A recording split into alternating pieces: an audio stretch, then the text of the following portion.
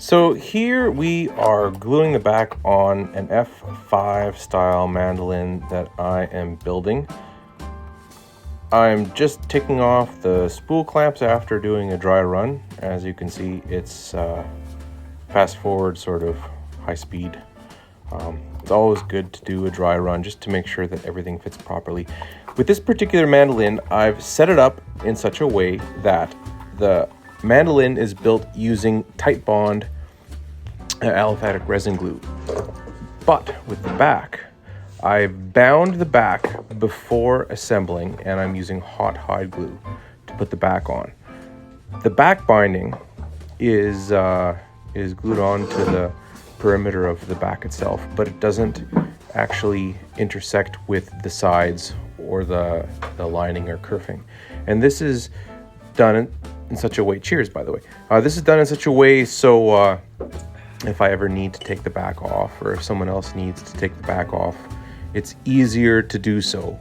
And then when reassembling the mandolin, whoever is repairing or adjusting the plates, for example, maybe if I would want to regraduate or adjust the tone of the instrument, so I'd regraduate the top or the back for the purpose of changing the tone of the instrument, I can remove the back, but won't necessarily have to spend as much time doing any finishing touch-up, because hide glue is a lot easier to remove. So as you can see, I've got my hide glue in the little hot pot, and I just used an acid brush to brush it on, and it's all glued up. And now I am getting my pins. I've got a pin in the lower bout, and in the top I actually just used a tuning machine screw. You can use whatever you want. Stradivarius used ebony pins on some violins, and I always think it's kind of cool to put a pin in. So after the instrument's all glued up, before I apply the finish, I will be putting in a pin. I like using plastic pins because if I need to cut it with a spatula when I'm pulling it apart, it's easier to do so. You'll find that on a lot of guitars, acoustic guitars, the bridges have plastic pins used for setting the position so it doesn't slide around. This helps both with the gluing process, but it also helps maintaining the geometry of the box. So when you have tension on it, it's less likely to slide if it's a hot summer day and it's sitting in the trunk of the car because the musician forgot to take it out. Getting all the spool clamps all tightened up, going around the perimeter. I'm going to see if I can put it in fast forward mode, speed it up a little bit. If you want to skip ahead, I don't blame you, but spool clamps are pretty handy. 1/4 inch NC20 threaded rod and wing nuts, or you can use carriage bolts as well with wing nuts, and dowels cut into pieces that are roughly a 1/2 inch or 3/4 of an inch thick.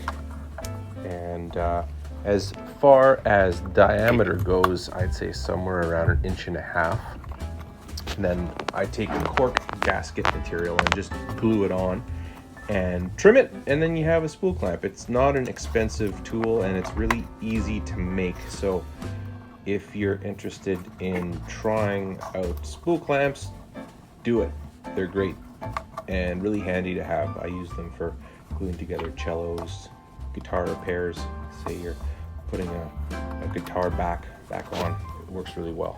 The method of gluing or fastening I have with the neck joint is a mortise and tenon, similar to a violin, but it has a machine screw insert in the heel of the neck and a bolt. I use a Allen head, pan head style bolt and a lock washer, and then a really long screwdriver that I can access through the lower bout, the butt end of the instrument. I have a hole, and I can put the screw onto this fancy long screwdriver by setting it through the F-hole. It's a little tricky, but at the same time, it makes the instrument very serviceable. If in the future it ever needs a neck reset, it's not that hard to take it off cleanly. The whole idea is to minimize the amount of finish touch-up that is required. So often when you're making a mandolin, or when you're repairing a mandolin, a neck set is tricky, and if you have a neck angle that isn't adequate, that low bridge kind of reduces your punch, your snap. So this is one way of improving that. So check out Hamm-tone guitars.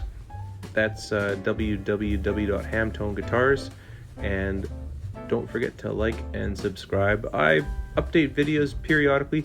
Stick around and hopefully I'll get a video of this mandolin up and running when the instrument is completed. I'll also have some other videos of it to show you as things progress. I like to thank you for watching, and check out the other videos. I offer some classes in reality, not online, but I have a guitar building school and archtop building classes, flat tops, and in the future I will be offering mandolin building classes, maximum of 4 students. Check things out, hammtone.com. That's ham with 2 M's, and I hope you have yourself a great day.